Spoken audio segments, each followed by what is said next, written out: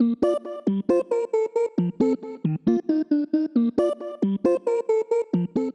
Partners for Development proudly presents What Do You Understand?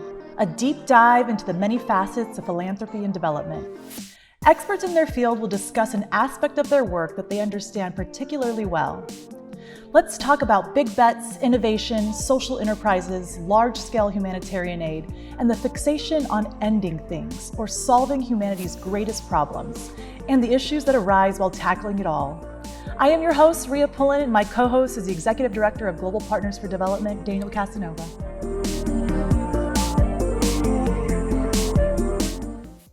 Our guest today is Mary Ellen Iskenderian. Mary Ellen is a president and CEO of Women's World Banking, the global nonprofit devoted to giving low-income women in the developing world access to the financial tools and resources they require to achieve security and prosperity. Her book, There's Nothing Micro About a Billion Women, Making Finance Work for Women, was recently published by MIT Press. Mary Ellen, thank you so much for joining us. Thanks for inviting me. Your smile is contagious. I wanted to smile because you smile.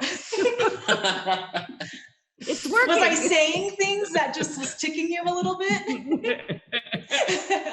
Well, why don't we get into? I mean, so Yeah. Do you want to? What? I mean, was the motivation to write the book like your board had been bugging you to write a book for a really long time? They're like.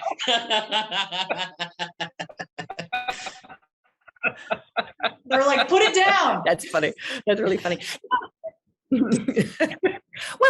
it was more that was a lot of motivation for me because I felt like there was so much that I was seeing, my colleagues were seeing, that I could talk anecdotally about. And, like that story I just told you, so many women told me about educating their kids, but I wanted to see whether what we were seeing really held up, in the research, whether it tell a bigger story about the work that we were seeing with the individual women. There's also a bit of a pet peeve, to be honest with you, and it kind of shows up in the slightly snarky title, it just really always bugged me about microfinance for half of the world's population, and that it somehow has to be small and precious. And I just felt that there was so much power in the people that I was meeting that was just untapped, and being able to to capture some of that, not only the really tremendous commercial opportunity. Oliver Wyman estimates that there's a $700 billion annual revenue opportunity being left on the table just because we're not at parity. Not saying even all of those women being served, just as many women as men.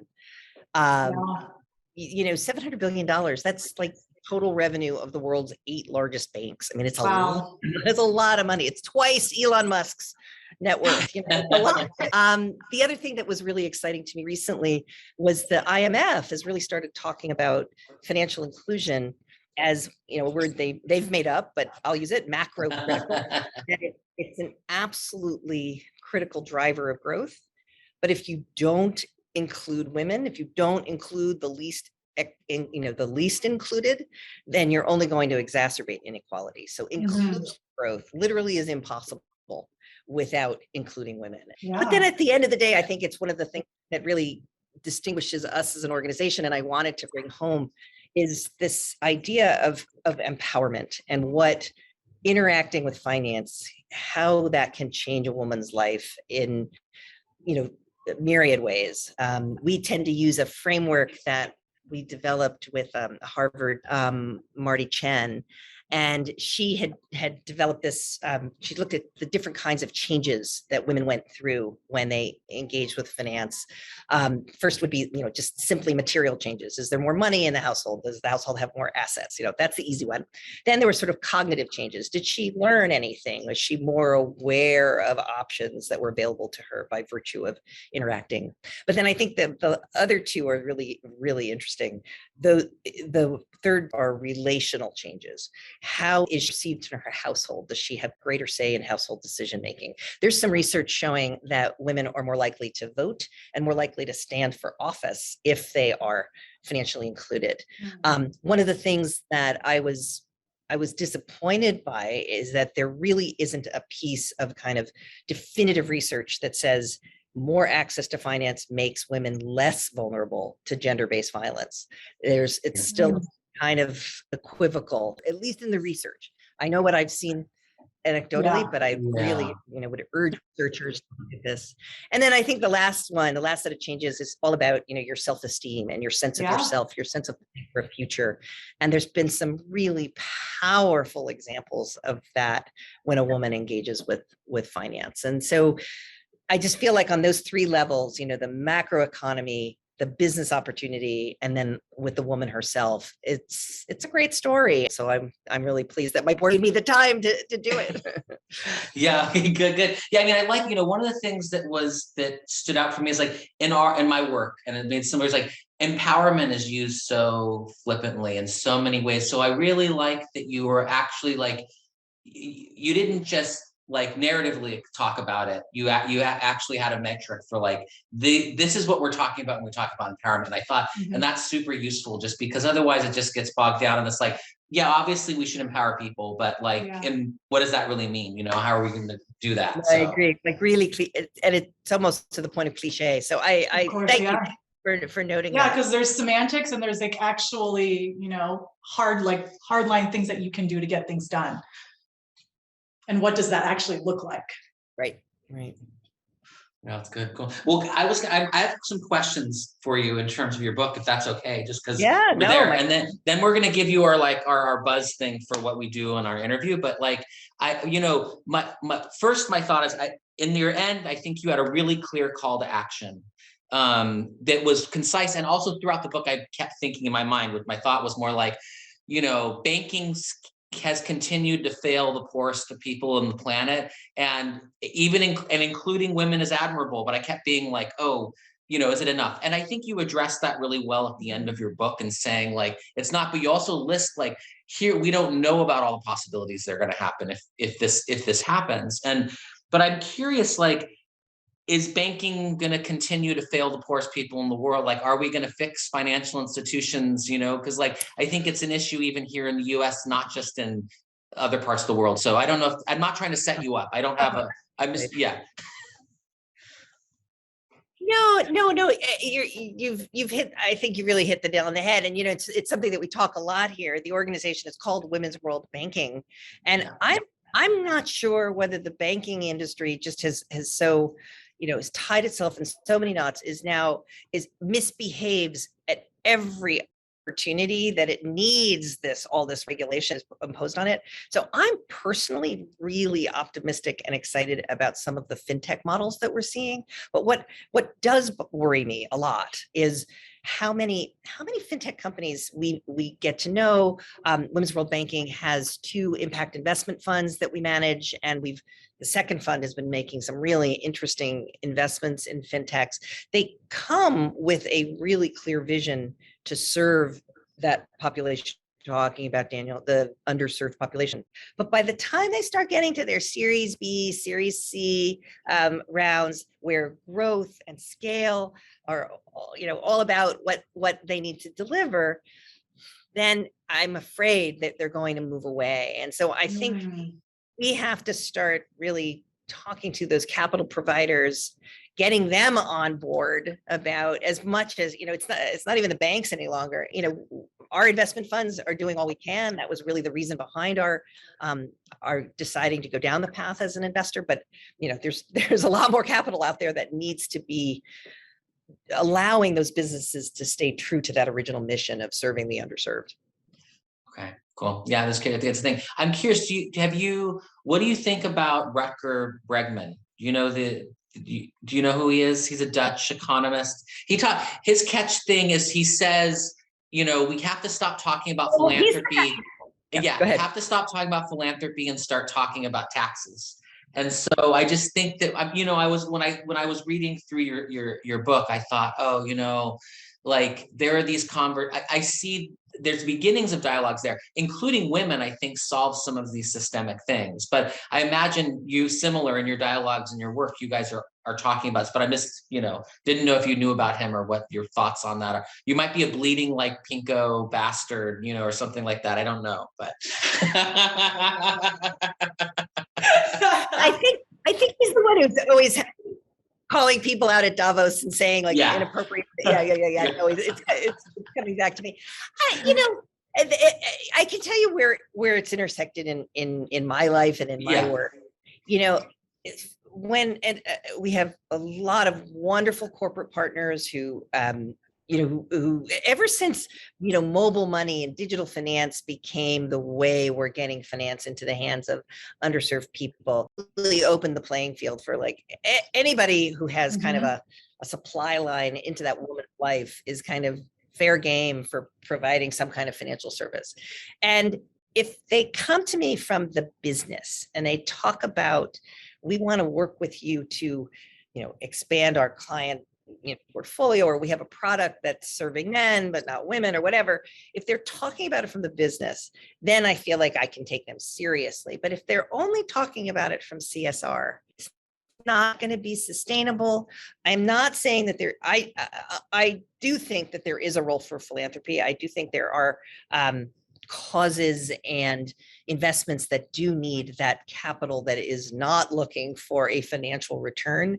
But I also think that too many important real world problems, real world challenges are being dealt with out of philanthropic pools of money, and they need to be centered in the business. All right. Yeah. So something that like spoke to me. So like I'm a commercial actress, and I loved when you talked about, and I love like the power of entertainment and how it was showing women through like the telenovelas or like the commercials of just like, oh, you're hiding your money under your mattress and then your husband finds it and then throws a big party. I was laughing so hard. That's what I do with my wife's money. Stop. I'm gonna tell her. I like his wife. Anyways, I just thought that was really interesting, like a different way that women need to be spoken to and included, and like the power of representation, because I feel like I brought up Wolf of Wall Street earlier, is just like, it's a male dominated industry, and just like having women like you in powers of position who make the decisions is so important. It's so important. And just like trying to find ways to speak to women through either these shows or these commercials, or even just like that Netflix show Made, even happens like in our society now. That was a powerful thing. And just like thinking, oh, she had never even gone through the bureaucracy of having any kind of identification, or like having a cell phone. Like, I love how you talk about like equality can be found by like just having a simple mobile device. Like, as we become more of like a technological, world, it's not just being seen in the global north. Like, there's access to cell phones all over now, and like SIM card technology. I think that is just really, really important. Yeah, no, it's really access to that smartphone technology is the gateway. It's almost being taken as a as a given, or as a must have. And unfortunately, there's still, an 18% gender gap in smartphone ownership. That was a real disappointment. We'd made some real progress during COVID. Phone ownership has some real cultural norms. Fathers don't want their unmarried daughters to have access to phones and all of that. When the whole world shifted into digital, a lot of that, we just kind of leapfrogged over it. But then the Industry Association for, mobile phones, the GSMA, just released their gender gap report about 2 weeks ago, and looks like that progress has really stalled and slowed down again. So it was really disappointing to see that. But the good news is, once the women get the technology in their hands and are confident using it, so the skills and the capability, to the point you were making, Ria, is so important. They've got to feel comfortable using it. They never go back, and their adaptation and their usage is absolutely on par with men's. Yeah. Okay. Yeah. Well, we want to not take a lot of your time. So part of us wanting to do this is that I feel like people that spend their lives, like academics or experts like you, and think it's fair to ask them about what they really understand about what they do, or something they know in the world. And so I'm really curious to ask. And so we get a lot of like people, like, it's hard to want to say like, oh, I really understand, or I really know something. But I'm curious what you know that you can like share in that way where it's like, okay, I'm really certain about this one thing. I know this thing, and I think it's important to say it. Oh, that's a great question. I definitely would be. So, in 2015, when the UN was deciding about the Sustainable Development Goals, there was a huge debate whether financial inclusion should be one of the goals. And the decision was taken, and I agree with this, that it actually isn't a goal itself, but it's a means to an end. And actually, there are sort of specific targets in 7 of the goals that are linked to financial inclusion. And so the thing I really know is that we are not going to achieve any of those goals unless we take the time and are deliberate about including women and making sure that women have access, and not just access, but can use and use confidently the full range of financial tools. I love that. Wow, you give me chills. You say you did good. I think we always end it. It's like, what is something you're working on right now that you're really excited about? Oh, well, that's, part of, I've been at Women's World Banking for 15 years, 16 years coming up. And I think part of the reason I stay is because I'm always excited about pretty much everything.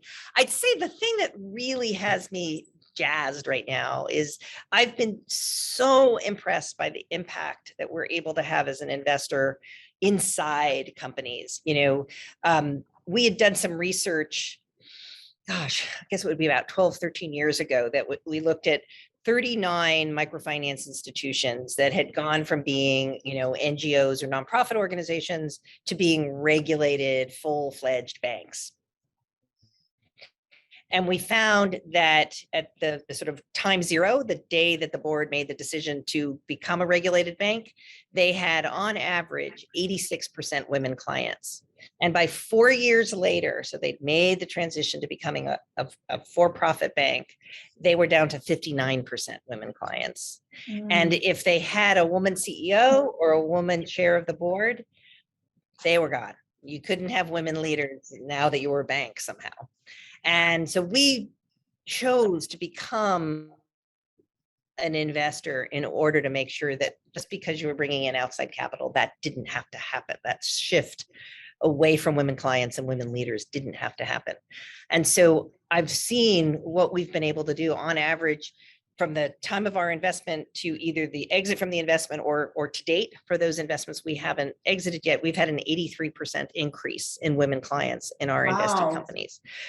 So we are really driving that change. So what I'm very excited about is doing a fund here in States around women's economic empowerment here. Great. And investing in fintech and other sort of technology enabled, because here in the United States, it's more about, financial health than about financial inclusion. 97% of Americans have a bank account.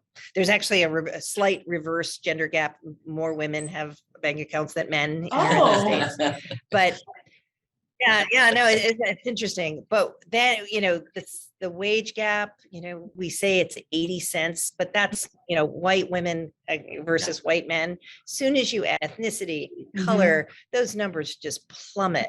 And then they're even more appalling when you look at things like home ownership, business ownership, just general wealth, asset ownership. So, and there's some really interesting businesses now that are starting to, attack these issues. There's some fascinating work being done in, in credit scoring. Many your rental payment, even if it's on time, is not reflected in the credit score that goes to a bank when you try to get a mortgage. And so there's companies, actually Serena Williams just took a stake in one of them, that if you for a monthly fee, they make sure that your on-time rental payment makes it into that credit score, and it on average increases your credit score by 50 points. That part actually really stood out to me. You were saying like utilities or your phone payment, if they're being paid, they should go towards your rental payment, not how much you're paying on a credit card or like a mortgage. I thought that was really fascinating. Right. That made it sounds like you read the text. It made a huge difference here in the United States in terms of people being eligible, for credit and other financial services. So I'm really excited about getting to know how those issues work here in the United States. So that's a big part of my my excitement right now. Are you going to target specific areas, like communities, like meaning like, are you going to be like in Alabama, or like, go, to poor counties in Georgia? I mean, is it targeted, or is it more policy related? I'm just curious. No, I think, I don't know how geographic the target will be, but it's funny you use the Alabama as the example. I was on a panel with a guy who owns a bunch of small banks, small outlets in Alabama, and he said there are more payday lenders, like storefront payday lenders in Alabama, than Burger King, McDonald's, and Wendy's combined. They're just preying on, and women are absolutely the target customer. So these like the check cashing things? These are the check cashing things? Those things? Yeah. Okay. Yeah. So there's clearly an unmet need there. So my long-winded answer to you is yes, we will be targeting. Where the business will be located, I don't know yet. And I know we didn't touch on it. Something that we were kind of curious what your thoughts were on cryptocurrencies. I know that's kind of like I'm curious what you think. Well, just because with mobile money, because we use a lot of, like in the work we do in East Africa, like mobile money is huge. Yeah, like the M-Pesa. And everything. So, but I see their future being crypto being an even better solution for moving money around in those markets. So I don't know if you guys have to be talking about it, I imagine, in some way or another. No, we are. And I frankly, I'd love to hear more about your vision, because I got to say right now we're struggling a little bit to see how, it just feels like these are the most vulnerable clients. And so putting them into anything, and then to see the decline in stable coin, like you can't call it stable coin if it's going to crash. But the stability of that currency that they're operating in. That said, I am very excited about some of the blockchain solutions that might be possible, because to the point you were both making earlier around ID, blockchain allows you to have, unique ID of sender, unique ID of receiver. There's some really interesting work being done by, a couple of companies in terms of sending money to refugees, providing refugee relief, because they may not have, they certainly don't have bank accounts, they may not have the right ID identification, but a crypto currency sent along a blockchain, kind of leapfrogs over that. And there's something kind of philosophically almost about crypto that should make sense. It's a community. There's no middleman. It's peer to peer, and pretty much every country we work in, women are, perhaps they're in the formal financial system, but they are also informally saving together. Savings groups are very, very popular. And so there's a part of me that says that the bones, or the philosophy of crypto will make sense for women. We just absolutely have to make sure that they're not made more vulnerable by it. And I thought a lot of that is education, which you talk about a lot, is educating women on being able to use these services or being able to use technology. Right. So I feel like educating women, and I love that every year girls in school, it just is beneficial to so many. And that's kind of our big thing, is we want to make sure girls go to school, stay in school, and can succeed, because they have great ideas. Yeah. We have great ideas, don't we? Kind of just because I don't, I know you in terms of reading about you and reading your book, but I'd be curious to hear more, about you, what's your favorite color, or where you grew up, things like that. I think that the pieces of my background that, may be interesting to your listeners, I'm sort of first generation on both sides. My mother was from Italy, my father was from Turkey, and they met here in the United States and stayed in the US. They were both in school. And I think I was really, really very lucky. My brother, sister, and I were very, very fortunate to have, to have that cross-cultural understanding in our own home. My father's family is Armenian, and that was another kind of interesting background. Armenians in Turkey are still, very, very small percentage, very, very fierce, holding on to the memory of the 1915 genocide, and that was a very sort of big part of who my family was. And I've always given my mother great credit, because it was really important to her that we understand that part of our background, even though it wasn't necessarily her background. So that was so that was a really important part of who I was growing up. I think that I really, really wanted to go to the Georgetown School of Foreign Service, and I wanted an international career. We had traveled quite a bit to Turkey and elsewhere when I was growing up, and I was raised by, my mother was very, very strict Catholic, and then I brought her to Georgetown, and when she saw that there were fixes on all of the classrooms, that was what solved it, and she got her over the line. So I was able to go to the school I wanted to go to, and had a background in development economics there, and studied development economics.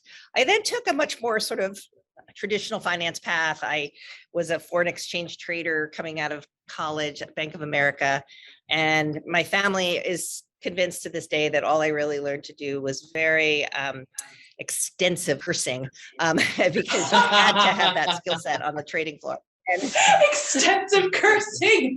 Yeah. Lots of misbehaving people, right? Exactly. Like Wolf of Wall Street. Yeah. Yeah.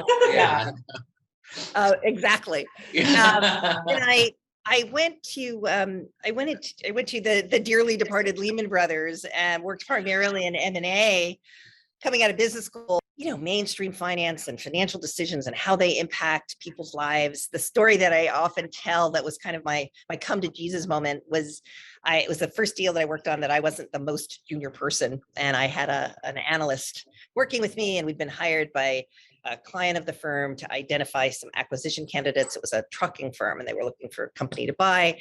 And he had done a very extensive model looking at balance sheets, what would the combined companies look like?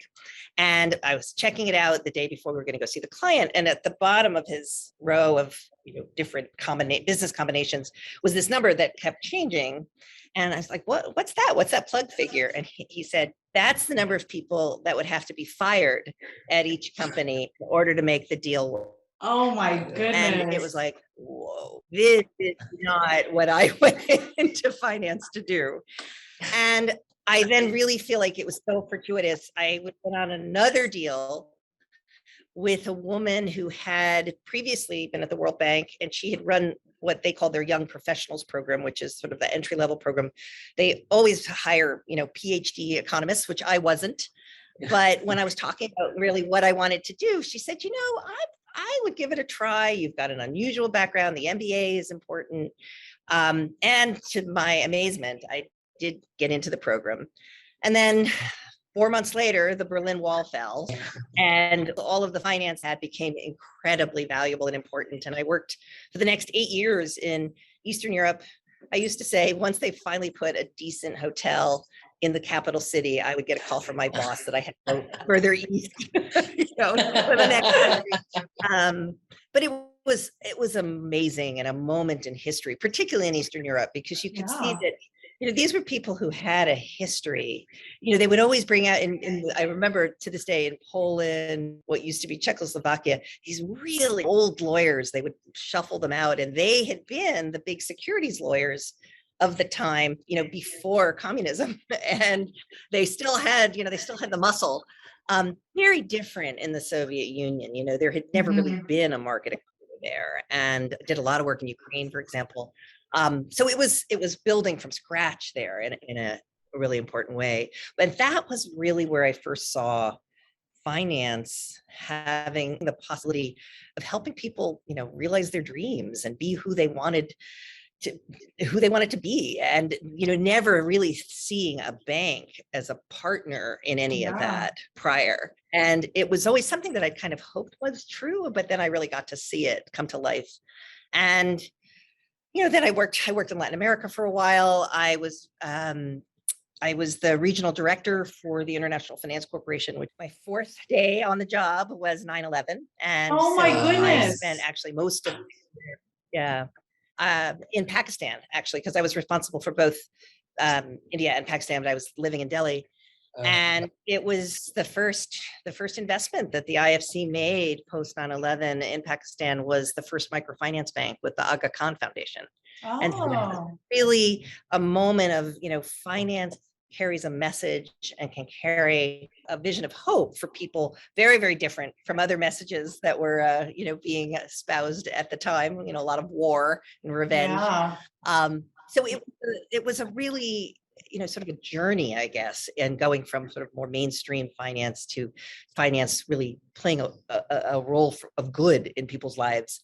But I did start to feel as I was moving up in the ranks of the bank that I was getting farther and farther away from those people. My job as a boss was to kind of spread my wings and protect all the folks beneath me. But then I was farther and farther away. So I had a headhunter call from Women's World Banking, and it just looked like it made a lot of sense to get close to the women in the field, grassroots. I'm still so grateful to the board that they took a chance on me, because to this day, it's like I'm talking good Catholic girl again. I'm paying my penance that I never once asked a bank how many women clients they had, how many women entrepreneurs they were funding, never asked any of the venture capital funds that we put money into, were they seeding women's businesses? And, within a matter of weeks here at Women's World Banking, it became so clear that women are doing, so much of the heavy lifting of economic development, let alone the health and prosperity and security of their own households. So it's like one of those things, once you see it, you can't unsee. Yeah.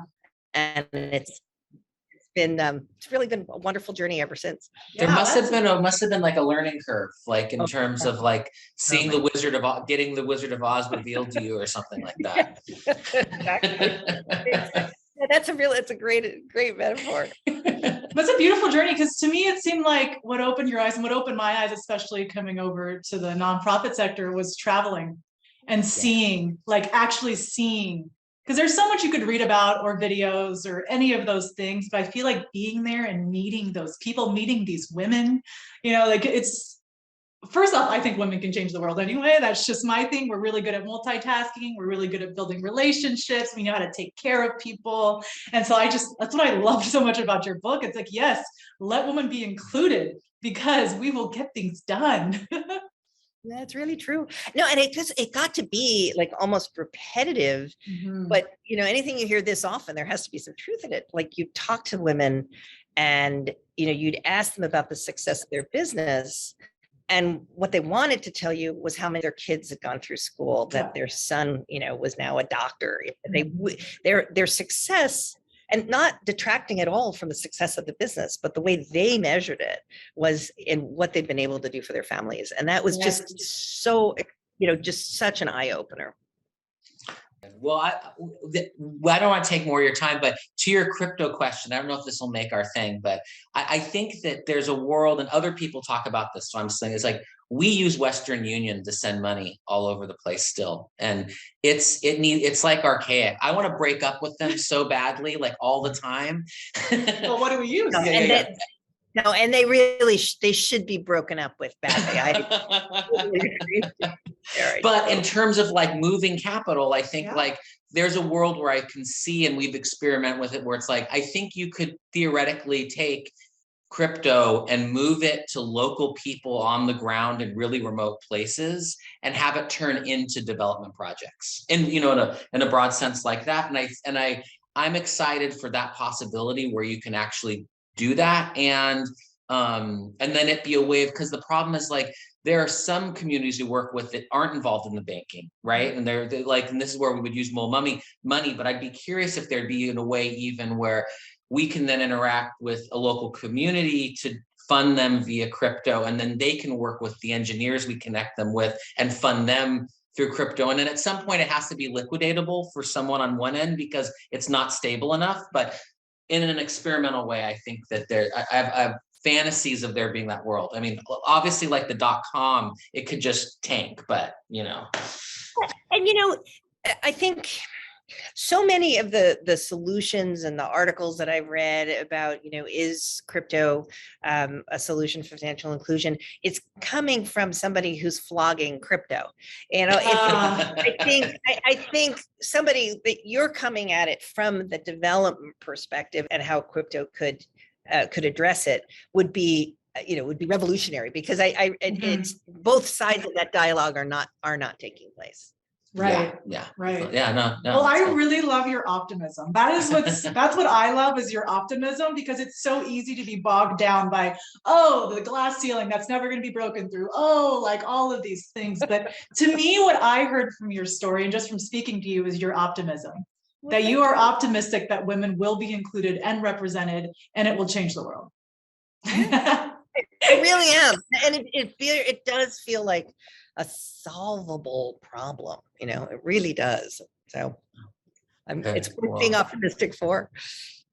Mary Ellen, it was so nice to speak to you. You're like Great. so important. I love pleasure. how down to earth and awesome you are. I love it. Oh, thank you. Not so important, but thank you very, very much. And I'm really glad we moved out here and I can stand and use my hands. And so, it's great. Awesome. Thank you so much. Thank you. Great. Take care. Bye. Be in touch. Bye-bye.